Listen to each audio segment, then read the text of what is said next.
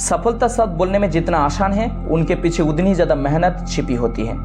कहते हैं मंजिल उन्हीं को मिलती है जिनके सपने में जान होती है। सपनों सिर्फ देखने से ही पूरा नहीं होता, उन्हें पूरा करने के लिए दिन रात एक करना पड़ते हैं। अपना कमजोरी को ताकत बनाने के लिए बहुत मेहनत करना पड़ते हैं। जो बढ़ जाते हैं मंजिल उसी को मिलता है। इस दुनिया में ऐसे लोग बहुत कम हैं जो इतिहास पढ़ते नहीं हैं, इतिहास रचते हैं।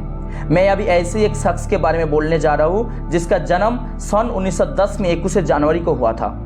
कैरली ऐसे एक शख्सियत थी जिनकी कहानी आज की यंग जनरेशन को सबसे ज़्यादा मोटिवेट करती है। बहाने बनाने वाला यंग जनरेशन को मिस्टर कैरली का कहानी जानना बहुत जरूरी है। ऐसे शख्स जुनून और जज्बे के दम पर कामयाबी को अपने कदम पर झुका लेते हैं।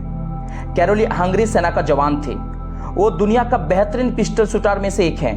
सन 1938 में उनके देश में नेशनल गेम्स हुई और उन्होंने वो कंपटीशन में आसानी से जीत ली।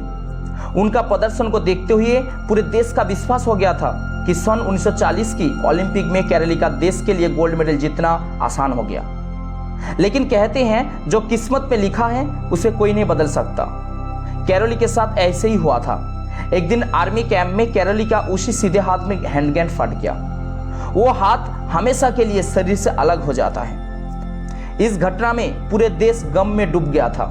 उनका ओलंपिक गोल्ड मेडल का सपना खत्म हो गया। उसके पास दो रास्ते थे। ये तो ये है कि बाकी दिन वो रोता रहे, कहीं जाकर छुप जाए। दूसरा, उसका अपना जो गोल था उसे फोकस रखे, उसे पकड़ के रखे। उसने फोकस नहीं किया जो हाथ चला गया, वो फोकस किया उसमें जो उसका पास था। और क्या था उसका पास में? वो एक लेफ्ट हैंड, एक ऐसा हाथ जिसमें वो लिख तक नहीं सकता। और 1 महीना तक वो अस्पताल में इलाज चला। और यही 1 महीना के बाद अपनी ट्रेनिंग शुरू कर दी। ट्रेनिंग के 1 साल यानी कि सन 1939 में नेशनल चैंपियनशिप हो रही थी हंगरी में। और बाकी बहुत सारे पिस्टल शूटर थे वहां पे। उन्होंने जा करके सबको कॉन्ग्रेचुलेट किया। सभी ने बोलने लगा, देखो ये होता है जज्बा, ये होता है स्पोर्टमैन की स्पिरिट। इतना सब कुछ होने के बावजूद भी तुम यहाँ पे आए हो हम लोग को कंपटीशन देखने के लिए और हमारा हौसला बढ़ाने के लिए। किसी को नहीं पता था कि वो 1 साल तक ट्रेनिंग कर रही थी उसकी लेफ्ट हैंड की। और उसने जवाब दिया, मैं यहाँ पे हौसला बढ़ाने के लिए नहीं आया हूँ, तुम्हारे साथ लड़ने आया हूँ, तैयार हो जाओ। वहां पे जितने भी शूटर था वो सब शूटिंग कर रहा था उसका बेस्ट हैंड से। सिर्फ कैरली कंपटीशन किया ओनली हैंड से। और लास्ट में वही जीता, the man has only hand. उसका गोल क्लियर था। वो चाहता था उस हैंड सिर्फ देश का नहीं, दुनिया का बेस्ट हैंड बनाना। वो सारा फोकस डाल दिया 1940 का ओलंपिक में। लेकिन आप सभी ने जानते हैं 1940 का ओलंपिक कैंसिल हो गया था वर्ल्ड वॉर की वजह से। फिर वो सारे फोकस को उठा के डाल दिया 1944 का ओलंपिक में। लेकिन वो ओलंपिक भी कैंसिल हो गया था वर्ल्ड वॉर की वजह से। फिर वो उसका सारा फोकस को उठा के डाल दिया 1948 का ओलंपिक में। अब कैरली का उम्र भी उसका साथ देना छोड़ रहा है।